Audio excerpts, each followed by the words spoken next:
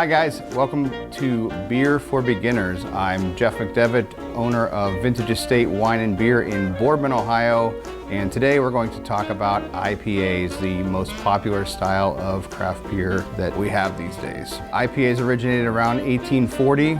The beers were heavily hopped on purpose because hops act as a natural preservative. So they were coming from Europe and they were hopping them heavily to try to get them to preserve and still be fresh when they came to the United States. There's two main types of IPAs, and I brought a couple examples here today.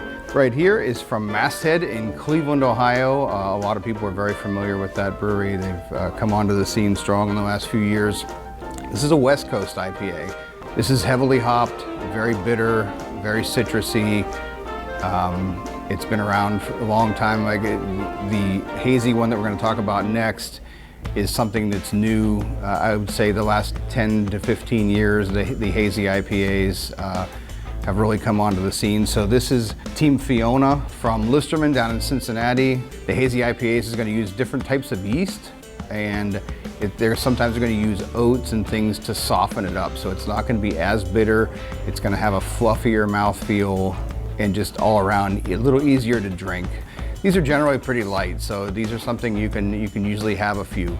The alcohol content can get away from you if you're not careful. It does vary, but as far as the actual feeling of being stuffed, this is something you can enjoy a meal with and not feel overly full. We pair them, of course, with our famous flatbreads. They pair very, very well with that. But cookouts, burgers, hot dogs, ribs, anything like that, and anything that has a lot of flavor. These are intense flavors, so they don't really clash. They do really go well together. So, historically, pizza is something that has an intense flavor from the red sauce and the different toppings that go on there. So they really, really pair well with a lot of different foods. So if you want to try some of these amazing IPAs, stop at one of our local breweries here in the Valley or stop in here at Vintage.